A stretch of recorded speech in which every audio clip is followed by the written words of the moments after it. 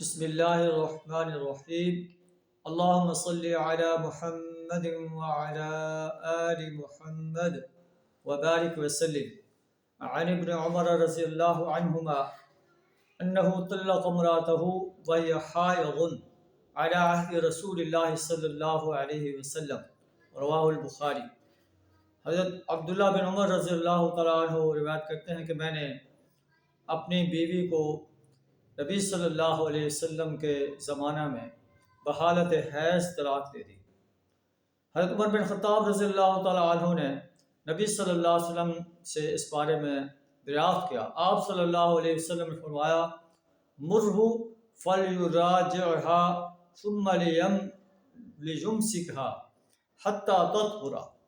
نبی صلی اللہ علیہ وسلم نے فرمایا کہ اسے حکم دو کہ اس سے رجوع کرے، پھر پاک ہونے تک اس کو روکے رکھے۔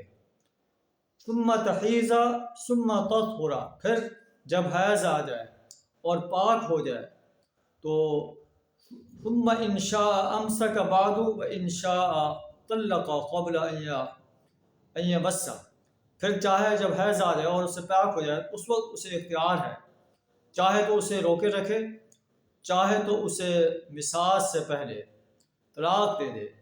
فَتِلْكَ الْعِدَّةُ الَّتِي أَمَرَ اللَّهُ أَن تُطَلَّقَ لَهَا النِّسَاءُ، یہی وقت عدت ہے جس کے متعلق اللہ نے فرمایا ہے کہ عورتوں کو اس وقت طلاق دی جائے، یعنی عدت کے مطابق طلاق دی جائے۔